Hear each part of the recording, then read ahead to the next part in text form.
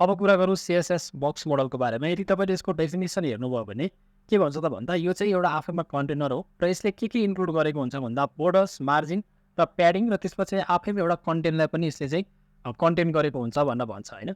अब यो CSS box model भनेको त्यस्तो यो हार्ड टपिक होइन, त्यस्तो गाह्रो टपिक होइन। त्यसलाई तर यसलाई चाहिँ अलिकति हामी अलि अप्ठ्यारो टपिकको रूपमा लिने गर्छौँ। तर हामीले अहिलेसम्म हेरेको जस्तै मार्जिनको बारेमा हेरिसकेको छौँ, प्याडिङको बारेमा हेरिसकेको छौँ, बोर्डरको बारेमा हेरिसकेको छौँ होइन। जस्तो तपाईँले यहाँनिर एउटा पिक्चर हेर्नुभयो भने यहाँ सबभन्दा भित्र तपाईँले के देख्नुहुन्छ, कन्टेन्ट देख्नुहुन्छ होइन। HTML को एउटा कन्टेन्ट देख्नुहुन्छ र कन्टेन्टभन्दा बाहिरको पार्टलाई तपाईँले यो प्याडिङ देख्न सक्नुहुन्छ। त्यस पछाडि प्याडिङ पनि हामीले टपमा, राइटमा होइन, त्यसै गरी बटनमा र लेफ्टमा हामीले के गर्न सक्छौँ, छुट्याएर दिन सक्छौँ।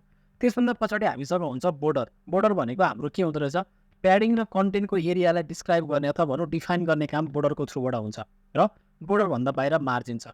र यो होल टोटल यो सबै कुरा नै के हो त भन्दाखेरि आफैमा एउटा CSS बक्स मोडल हो। र यो CSS बक्स मोडलको हामीले स्पेसली केका लागि प्रयोग गर्छौँ भन्दाखेरि त्यो डिजाइन र लेआउटको पाउँदाखेरि चाहिँ हामी यसको प्रयोग गरिरहेका हुन्छौँ है त।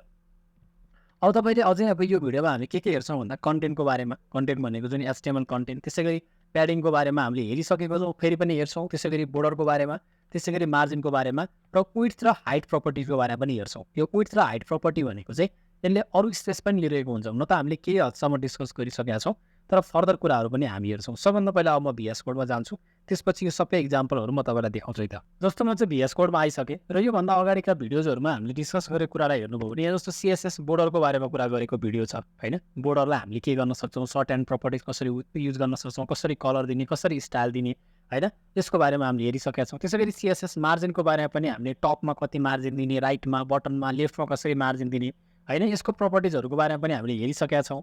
मार्जिन अटो प्रपर्टीको बारेमा पनि हेरिसकेका छौँ। त्यसै गरी CSS प्याडिङको बारेमा हेर्नुभयो भने पनि बक्स साइजिङको कुराहरू, विड्थको कुराहरू होइन, यो सबै कुराहरूको बारेमा हामीले डिफाइन गरिसकेका छौँ।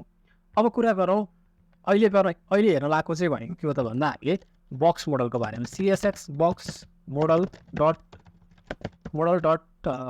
CSS होइन कि HTML भन्न दिन्छु हामी, किनभने इनलाइन CSS प्रयोग गरेर हेर्ने हो।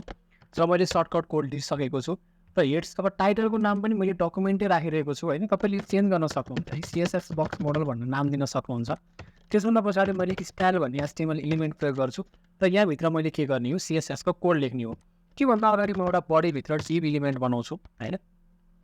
र यो डिभ बनाइसके पछाडि डिभभित्र म P ट्याग बनाउँछु सिम्पल, र P ट्यागभित्र म सिम्पल दिस इज PARA अथवा लोरेन्टेफलाई राख्दा पनि भयो, अथवा मैले दिस इज प्याराग्राफ भनेर एउटा सिम्पल मैले एउटा त्यति मात्रै कुरा लेखेँ होइन।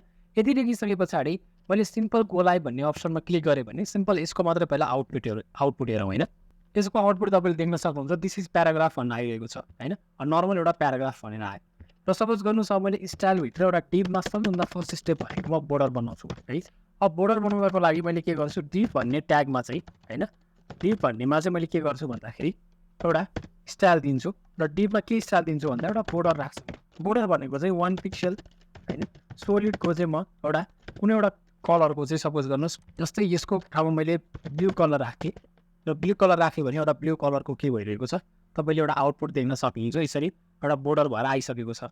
अब हाम्रो कन्सेप्ट के हो त भन्दा बक्स मोडल भनेको के रहेछ, यो दिस इज प्याराग्राफ भनेको कन्टेन्ट रहेछ होइन। अब कन्टेन्टभित्रको कुरा भनेको चाहिँ यो बोर्डरभित्रको पार्ट कन्टेन्ट भयो, र कन्टेन्टभन्दा बाहिर भनेको प्याडिङको पार्ट पनि हुन्छ होइन त। जस्तै मैले के गरेँ त भन्दाखेरि यो दिस इज प्याराग्राफ भनेर लेखिरहेको छु, यसलाई म P ट्यागमा म के दिन्छु भन्दाखेरि जस्तै P ट्यागमा म कलर दिन्छु क्या। यसको कलर चाहिँ अथवा कलर ओके कलर जस्तो मैले कुनै अर्को चेन्ज गरिदिएँ होइन, कलर मैले चेन्ज गरेँ भने यो P प्याराग्राफको कलर चेन्ज भइरहेको छ। यो भनेको के हो, हाम्रो कन्टेन्ट भयो। कन्टेन्टभन्दा बाहिरको स्पेसलाई हामी के भन्छौँ, प्याडिङ। अब प्याडिङको बारेमा म फेरि यहाँ डिफाइन गरेँ। यो मेरो डिभ ट्याग रहेको छ, यो डिभभित्र मैले के गर्छु, प्याडिङ बनाउँछु। प्याडिङ भनेको भित्रको स्पेस कति दिने भन्दा मैले सपोज गर्नुहोस् 5 पिक्सल मैले मात्र लेखेँ भने मैले चारैतिरबाट के गरेँ, 5 पिक्सलको चाहिँ मैले प्याडिङ लिएको छु। जस्तो मैले लेफ्ट साइडबाट मलाई बढी लिन मन लाग्यो भने म के गर्न सक्छु, प्याडिङ लेफ्ट भनेर म आफै प्याडिङ लेफ्ट भनेर म आफै पर्टिकुलरली म 10 पिक्सल यहाँ डिफाइन गर्न सक्छु। लेफ्टबाट मात्र मलाई 10 पिक्सल चाहिएको छ भनेर डिफाइन गर्न सक्छु यसरी पनि होइन। अब यति गरिसकेपछि यो भित्रको पार्ट भयो यो भनेको। अब म कुरा गर्छु मार्जिनको बारेमा। अब मार्जिन भनेको सपोज मैले 10 पिक्सल राखेँ भने चारैतिरबाट मैले के गरेँ, 10 पिक्सल दिएँ, बाहिरको भ्यालु हाम्रो डिफाइन भएर आइरहेको छ। अब जस्तो बोर्डरलाई मैले 1 पिक्सलको ठाउँमा मैले 5 पिक्सल राखेँ भने यो अलिकति मोटोको यसरी बोर्डर पनि डिफाइन भएर आइसकेको छ हैन।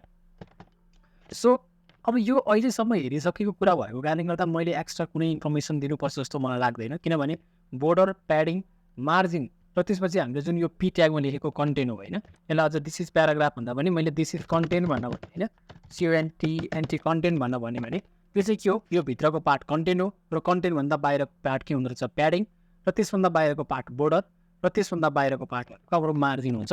र यसैलाई हामी के भन्छौँ, बक्स मोडल भनेर भन्छौँ। केही कन्फ्युजन छ भने कमेन्ट सेक्सनमा कमेन्ट राख्नुहोला, म त्यसको रिप्लाई दिनेछु। Thank you.